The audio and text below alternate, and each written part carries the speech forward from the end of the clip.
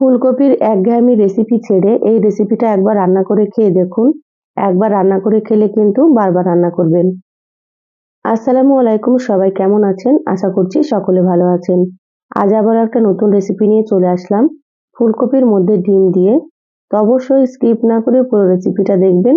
আশা করছি আপনাদেরকে খুবই ভালো লাগবে এবং রেসিপিটা সহজ মনে হবে। তো চলুন রেসিপি শুরু করি। এখানে দেখুন ফুলকপি নিয়েছি। একটা ফুলকপির অর্ধেকটা নিয়েছি, তারপরে এইভাবে একটু ছোট ছোট করে কেটে নিয়েছি। এই রেসিপির জন্য ফুলকপিগুলো একটু ছোট করে কাটলেই ভালো হবে। তা আপনারা এইভাবে কেটে নেবেন। খুব ভালোভাবে ধুয়ে পরিষ্কার করে নিয়েছি ফুলকপিগুলো।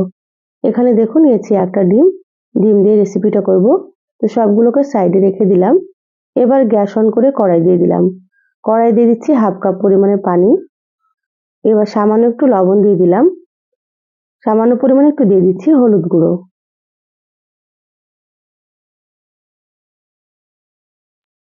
এবার হলুদ আর লবণটাকে খুব ভালোভাবে একটু মিশিয়ে নিচ্ছি। দেখুন খুব ভালোভাবে মিশিয়ে নিয়েছি। এবার আমি এখানে কেটে রাখা ফুলকপিগুলো দিয়ে দিচ্ছি। তো সম্পূর্ণ ফুলকপিগুলো দিয়ে দিলাম। ফুলকপিগুলো একটু নেড়েচেড়ে নেব।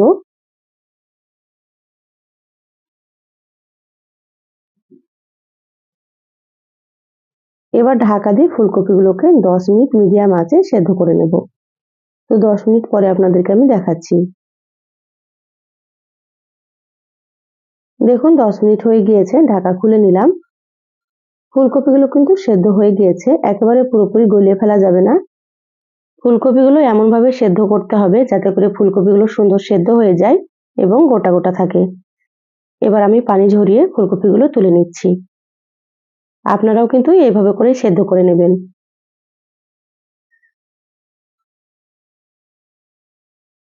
ফুলকপিগুলো তুলে প্লেটে রেখে দিলাম। কড়াইটা পরিষ্কার করে আবারও গ্যাসে দিয়ে দিলাম। দিয়ে দিলাম এখানে 1 চামচ মতো সর্ষের তেল। এবার তেলটাকে খুব ভালো মতো গরম করে নিচ্ছি। তেল গরম হয়ে গিয়েছে, এবার আমি এখানে দিয়ে দিলাম একটা ডিম। সামান্য একটু লবণ দিয়ে দিলাম।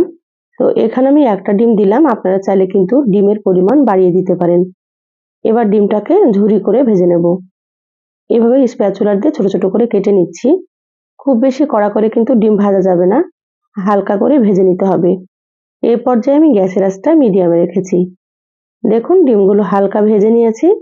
এবার আমি ডিমগুলোকে প্লেটে তুলে নেব। যারা ভিডিওটি ইউটিউব চ্যানেল থেকে নতুন দেখছেন প্লিজ চ্যানেলটা সাবস্ক্রাইব করে সাথে থাকবেন। যারা ফেসবুক পেজ থেকে ভিডিওটি দেখছেন একটা লাইক দিয়ে পেজটা ফলো করে রাখবেন পরবর্তী ভিডিও নোটিফিকেশন পাওয়ার জন্য। দেখুন ডিমগুলো তুলে প্লেটে রেখে দিলাম। কড়াইয়ে আবারও দিয়ে দিলাম 1.5 টেবিল চামচ মতো সর্ষের তেল।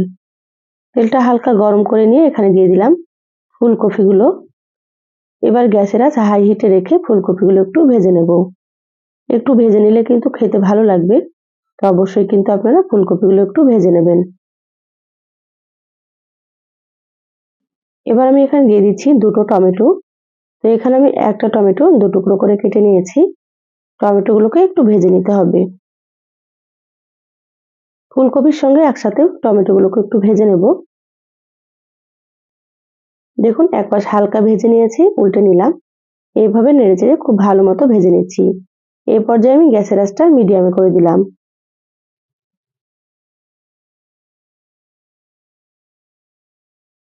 দেখুন ফুলকপিগুলো সুন্দর কালার হয়ে গিয়েছে আর ফুলকপিগুলো ভাজাও হয়ে গিয়েছে। এবার আমি ফুলকপিগুলোকে প্লেটে তুলে নেব। এভাবে একটু লালচে করে ভেজে নিতে হবে।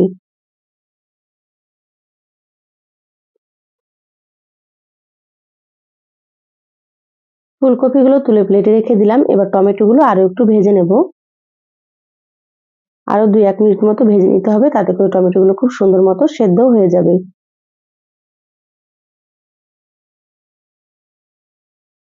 আর অবশ্যই কিন্তু আপনারা টমেটো দেওয়ার চেষ্টা করবেন রেসিপিটাতে, তাহলে কিন্তু খেতে ভালো লাগবে। দেখুন টমেটোগুলো সুন্দর মতো ভাজা হয়ে গিয়েছে। এবার আমি তুলে নিচ্ছি। কড়াইয়ে আবারও দিয়ে দিচ্ছি 1 চামচ মতো সর্ষের তেল। এই রেসিপিটা আপনারা অবশ্যই কিন্তু সর্ষের তেলে রান্না করার চেষ্টা করবেন। সর্ষের তেলে করলেই বেশি ভালো লাগবে খেতে। এবার এখানে 6-7টা মতো দিয়ে দিলাম শুকনো মরিচ। আর এখানে দিয়ে দিলাম কয়েক কোয়া রসুন। এখানে একটা বড় সাইজের রসুনের এইভাবে কোয়াগুলোকে ছাড়িয়ে খোসা ছাড়িয়ে নিয়েছি। এবার নেড়েচেড়ে লালচে করে ভেজে নেব মিডিয়াম আঁচে। এই রেসিপিতে অবশ্যই আপনারা রসুন দিয়ে দেবেন। রসুন দিলে কিন্তু খেতে অনেক বেশি টেস্ট হবে। দেখুন রসুন আর শুকনো মরিচ কিন্তু ভাজা হয়ে গিয়েছে। এবার প্লেটে তুলে নেব।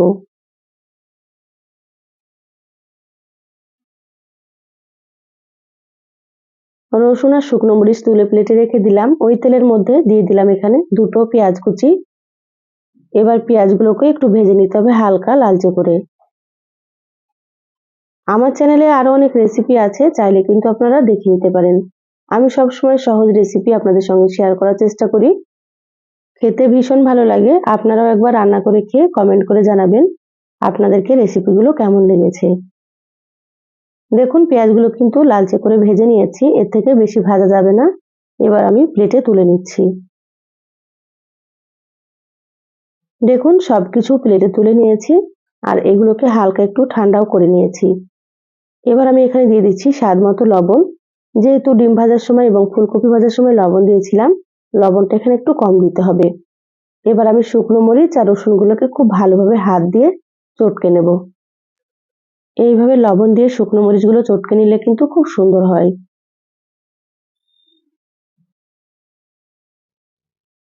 দেখুন খুব ভালোভাবে চটকে নিয়েছি শুকনো মরিচ আর রসুন। এবার আমি টমেটোর খোসাগুলোকে ফেলে দিচ্ছি।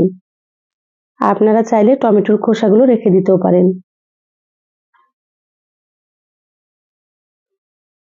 এবার টমেটোগুলোকেও খুব ভালোভাবে হাত দিয়ে চটকে মেখে নেব।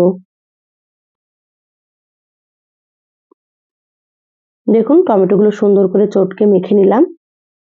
এবার একসাথে ফুলকপিগুলোকেও খুব ভালোভাবে একটু চটকে মেখে নেব। এইভাবে ভর্তা তৈরি করলে কিন্তু ভর্তা খেতে অনেক বেশি টেস্টি হয়। আর এই ভর্তা থাকলে 1 প্লেট ভাত কিন্তু নিমেষে শেষ হয়ে যাবে। যত হাত দিয়ে চটকে মাখবেন ততই কিন্তু ভর্তা খেতে ভালো লাগবে। তো এই কাজটা আপনারা হাত দিয়ে করে নেবেন।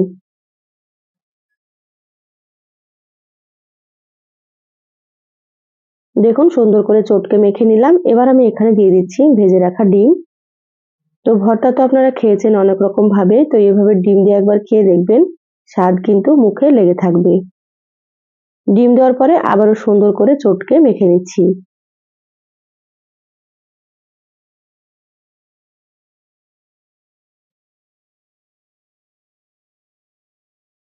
দেখুন ভর্তাটা দেখতে কতটা সুন্দর হয়েছে। তো এখানে চাইলে আপনারা কিন্তু ধনিয়া পাতা দিতে পারেন। তো এখানে আমার ধনিয়া পাতাটা ছিল না, সেজন্য দেওয়া হলো না। সুন্দর করে হাত দিয়ে মেখে নিয়েছি। এই তো বলে সার্ভ করে নিলাম। মাশাআল্লাহ দেখতে যতটা সুন্দর হয় খেতেও কিন্তু ভীষণ টেস্ট হয় এই ভর্তাটা। তো একবার এইভাবে ডিম দিয়ে খেয়ে দেখবেন। আশা করছি আপনাদেরকেও কিন্তু অনেক বেশি ভালো লাগবে। তো এই সহজ রেসিপিটা কেমন লাগলো চ্যানেলের কমেন্ট বক্সে কমেন্ট করে জানাবেন। ভালো লাগলে একটা লাইক দিয়ে যতটা সম্ভব আপনারা ভিডিওটা শেয়ার করে দিবেন। সবাই ভালো থাকবেন, সুস্থ থাকবেন। দেখা হবে আবারও কোনো নতুন রেসিপিতে। ধন্যবাদ সবাইকে। আল্লাহ হাফেজ।